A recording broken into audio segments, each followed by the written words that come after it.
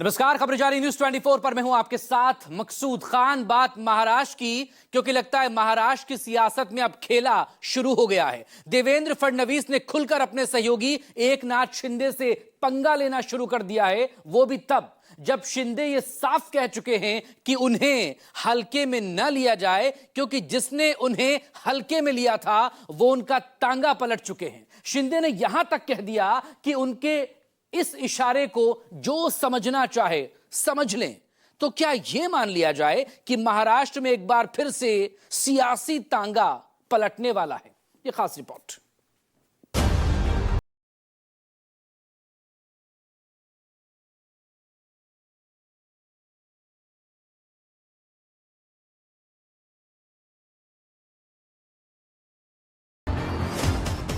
मी कधी कधी म्हणतो, या एकनाथ शिंदेला हलक्यात घेऊ नका. तुम्ही हलक्यात घेतलं, तुमचा टांगा पलटी करून टाकला.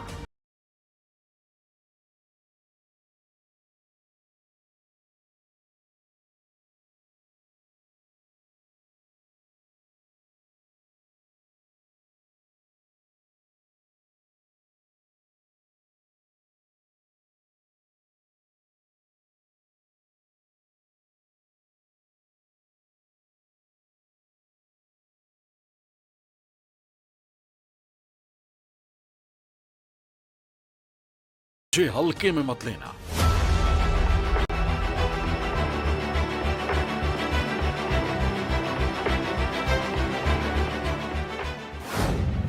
शिंदे का अल्टीमेटम, फडणवीस का एक्शन, बदलने वाला है मुंबई टू दिल्ली का समीकरण।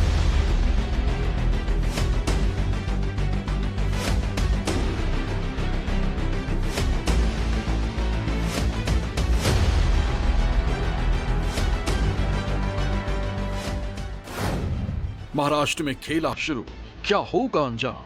छिड़ गया शिंदे फडणवीस में सत्ता संग्राम।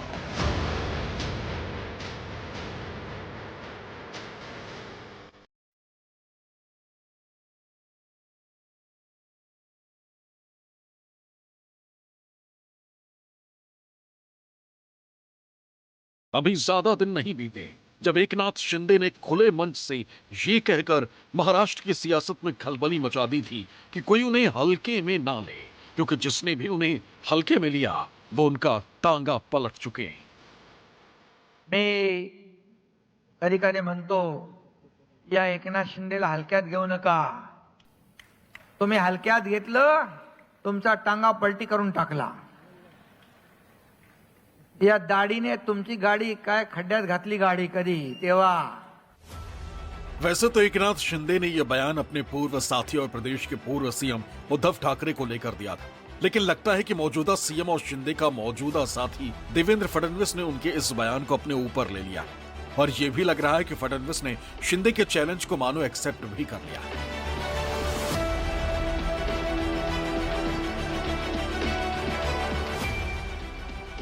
तभी तो सीएम फडणवीस ने एक ऐसा फैसला ले लिया है जो डिप्टी सीएम एकनाथ शिंदे को शायद ही गवारा हो, क्योंकि मौजूदा सीएम फडणवीस का यह फैसला पूर्व सीएम शिंदे के पुराने फैसले के खिलाफ है। दरअसल सीएम देवेंद्र फडणवीस ने एक हाउसिंग प्रोजेक्ट की जांच के आदेश दिए जो शिंदे के मुख्यमंत्री कार्यकाल के दौरान शुरू हुई थी। यह हाउसिंग प्रोजेक्ट जालना जिले के खरपुड़ी गांव में है, जिसकी कीमत लगभग 900 करोड़ रुपए है। शहरी विकास विभाग के अंतर्गत आने वाले city and industrial development corporation of Maharashtra limited यानी सिडको ने 2019 में खरपुड़ी गांव में 301 एकड़ जमीन पर एक बड़ा हाउसिंग प्रोजेक्ट बनाने की योजना बनाई थी। प्रोजेक्ट की तकनीकी आर्थिक व्यवहार्यता रिपोर्ट तैयार करने के लिए MS एनसेट एंड यंग को सलाहकार नियुक्त किया गया था। इस रिपोर्ट में जालना में पानी की कमी, समृद्धि एक्सप्रेसवे के पास एक ऐसी परियोजना की योजना और क्षेत्र के लोगों की कम क्रय शक्ति जैसी समस्याओं का हवाला देते हुए कहा गया था कि ये परियोजना व्यवहार्य नहीं होगी। ये रिपोर्ट सिडको को सौंपी गई और जनवरी 2020 में इसकी बोर्ड बैठक में इस पर चर्चा की गई। सिडको ने तब घाटे का सौदा बताकर सरकार से अधिसूचना रद्द करने का अनुरोध किया था, जिसे तत्कालीन उद्धव सरकार ने मानते हुए जुलाई 2020 में परियोजना रद्द कर दी थी।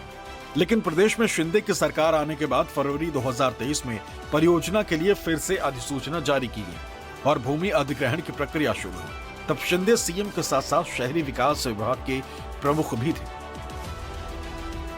शिंदे के फैसले के बाद सिडको ने अपना काम शुरू कर दिया था, लेकिन अब सत्ता का मुखिया बदल चुका है। ऐसे में जालना जिले के बदनापुर से शिवसेना यूबीटी के पूर्व विधायक संतोष सांबरे ने इस महीने की शुरुआत में फडणवीस के ध्यान में ये मामला लाया। सांबरे ने मुख्यमंत्री से 2023 में परियोजना पर सिडको के यू टर्न के बारे में शिकायत की और आरोप लगाया कि इसे एक अन्य निजी फर्म द्वारा तैयार की गई रिपोर्ट में हेर फेर के बाद पुनर्जीवित किया गया था। 19ला रद्द झालेला प्रकल्प परत एकदा नोटिफाय करण्यात आला। या संदर्भात भूमाफियांनी जालना शहरामध्ये शेतकऱ्यांकडून कवडीमोल भावाने जमिनी घेतल्या आणि सिडको प्रस्तावित करण्यासाठी शासनाला सादर केलं। आमची मागणी अशी आहे की या भूमाफियांची SIT मार्फत चौकशी करावी। मी माननीय मुख्यमंत्री महोदयांना या संदर्भात पत्र दिलेलं होतं। माननीय मुख्यमंत्री महोदयांनी याची तात्काळ दखल घेऊन मुख्यमंत्री सचिवालयाने या संपूर्ण प्रकरणाची चौकशीचे आदेश दिलेले आहे। हालांकि इस बाबत जब शिंदे से पूछा गया तो उन्होंने क्या कहा, ये भी सुन लीजिए। ज्या बाबतीमध्ये मी माहिती घेतो, आम्ही जे सुरू केलेले प्रकल्प आहेत लोकहिताचे प्रकल्प, आणि त्यावेळेस मी मुख्यमंत्री होतो, देवेंद्रजी उपमुख्यमंत्री, अजितदादा उपमुख्यमंत्री होते, त्यामुळे आम्ही जे प्रकल्प सुरू केले ते लोकहिताचे केले। या बाबतीमध्ये मी माहिती घेतो। दिलचस्प बात यह है कि मौजूदा वक्त में एकनाथ शिंदे भले ही डिप्टी सीएम है, लेकिन शहरी विकास और हाउसिंग मंत्रालय उनके पास ही। ऐसे में फडणवीस और शिंदे के बीच तनाव बढ़ना भी लाजमी। महायुति 2.0 की सरकार बनने के बाद से मुख्यमंत्री देवेंद्र फडणवीस और उप मुख्यमंत्री एकनाथ शिंदे कई मुद्दों पर आमने सामने आ चुके हैं। अब तक इसे कोल्ड वार कहा जाता था, लेकिन जिस तरह से मुख्यमंत्री देवेंद्र फडणवीस ने एक कदम आगे बढ़कर जालना सिडको परियोजना की जांच शुरू की है, इससे ऐसा लगता है कि अब मुख्यमंत्री देवेंद्र फडणवीस एकनाथ शिंदे को टेंशन देना शुरू कर दिए हैं।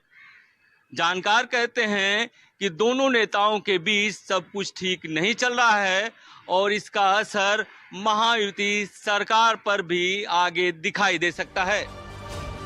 सवाल इसलिए क्योंकि सीएम फडणवीस ने यह फैसला ऐसे समय पर लिया है जब एकनाथ शिंदे लगातार खुद को हल्के में ना लेने की बात कह रहे हैं, यहां तक कि वो तांगा पलटने का भी लगातार जिक्र कर रहे हैं। या रोज आरोप प्रत्यारोप ये ते रोज आज पण मी कधी कधी म्हणतो या एकनाथ शिंदेला हलक्यात घेऊ नका। तुम्ही हलक्यात घेतलं, तुमचा टांगा पलटी करून टाकला। या दाढीने तुमची गाडी काय खड्ड्यात घातली गाडी कधी तेव्हा। ये तो मैंने पहले ही कहा है, जिन्होंने मुझे हल्के में लिया है, मैं एक कार्यकर्ता हूँ, सामान्य कार्यकर्ता हूँ, लेकिन बाला साहब और दिगे साहब का कार्यकर्ता हूँ, ये समझ के मुझे सबने लेना चाहिए। और इसलिए जब हल्के में लिया तो 2022 में टांगा पलटी कर दिया, सरकार को बदल दिया, आम लोगों के मन की सरकार को हमने लाया वहां पर। और डबल इंजन की जो लोग चाहते थे, डबल इंजन की सरकार चली। और देखो, मैंने उस वक्त कहा था विधानसभा के पहले मेरे भाषण में कि मैं और देवेंद्र जी 200 से ज्यादा सीटें लाऊंगा, तो 232 सीट आई है। और इसलिए मुझे हल्के में मत लेना। ये इशारा जिनको समझना है वो समझ ले।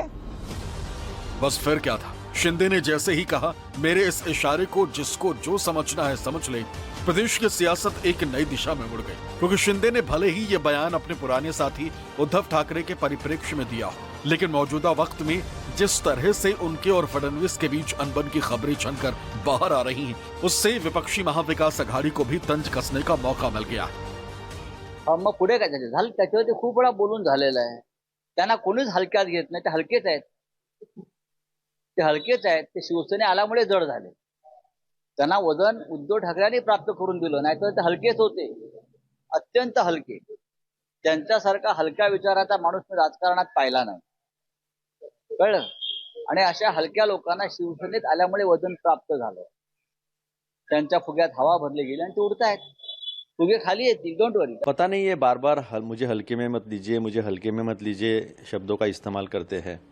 शायद खुद को हल्का तो नहीं समझ बैठे हैं या खुद को बहुत ज़्यादा समझ बैठे हैं, लेकिन आज का संदर्भ और जो परिप्रेक्ष्य है जिसमें उन्होंने ये बात कही है, इसमें स्पष्टता दिखता है कि जिस तरह से देवेंद्र फडणवीस जी उनके निकाले हुए टेंडर उनकी पारित की गई योजनाओं को ख़त्म कर रहे हैं और 3-3 कैबिनेट में एकनाथ शिंदे जी जाते नहीं हैं, तो ऐसा लगता है महाराष्ट्र की राजनीति में आने वाले दिनों में कुछ न कुछ तो जरूर होगा। हमें पता ही है, सबको पता है कि भाजपा ऐसा पक्ष है कि जहां भाजपा को जरूरत होती है दूसरे पक्ष की, उनको सत्ता के लिए जरूरत होती है, तो डेफिनेटली वो उनको अपना लेता है, उनके साथ मिलके सत्ता हासिल कर लेता है।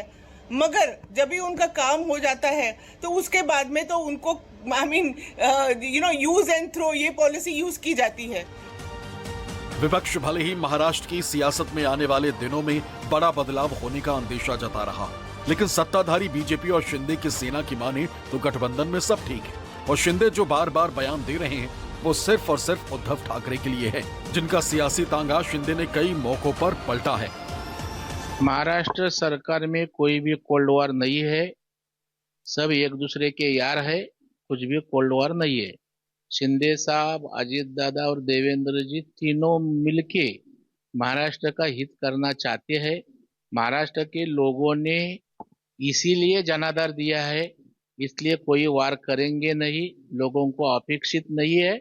उद्धव ठाकरे ग्रुप जो है, यूबीटी ग्रुप, उनकी तरफ से इस प्रकार की बयानबाजी शुरू है, एकनाथ शिंदे जी को दूषण देना, उनको नीचा दिखाना अभी भी उनका चल रहा है।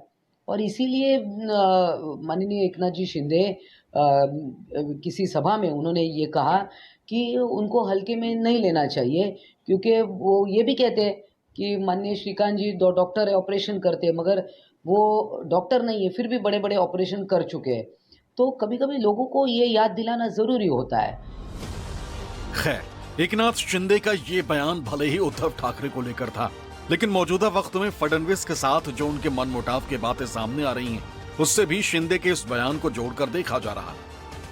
दरअसल माना जाता है कि एकनाथ शिंदे के मन में दोबारा मुख्यमंत्री न बन पाने की कसक अब भी बरकरार है। सियासी गलियारों में भी चर्चा है कि इस बात से शिंदे अभी तक उभर नहीं पाए हैं।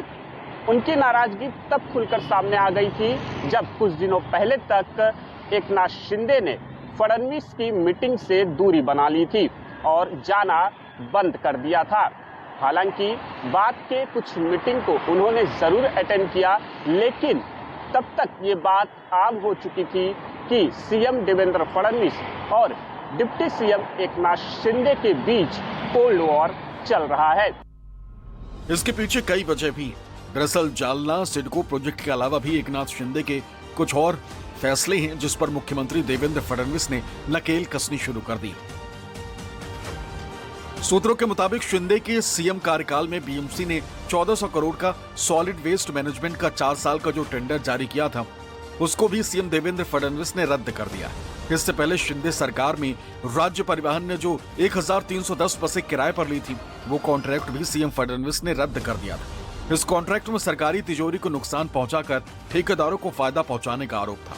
इसके अलावा पुणे के मंगलवार पेट में 2 एकड़ जमीन शिंदे सरकार के दौरान एक कॉन्ट्रैक्टर को सस्ते दामों पर दी गई थी। 400 करोड़ की कीमत वाली जमीन महज 70 करोड़ में दी गई थी। सूत्रों के मुताबिक सीएम फडणवीस इस जमीन को लेकर हुए फैसले को भी रिव्यू करने की तैयारी में।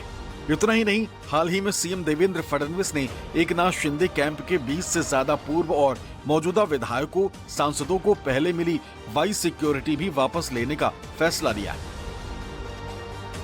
शिंदे के इन तमाम फैसलों को पलटने के अलावा भी कई ऐसे मामले हैं जो फडणवीस ने लिए हैं, जिससे शिंदे नाराज बताए जा रहे हैं। कई मामले आ रहे हैं जहां पे फडणवीस ये बता रहे हैं कि अब नेतृत्व मेरा है और आपको मेरी सुननी पड़ेगी। ये एक वीटो की तरीके से है।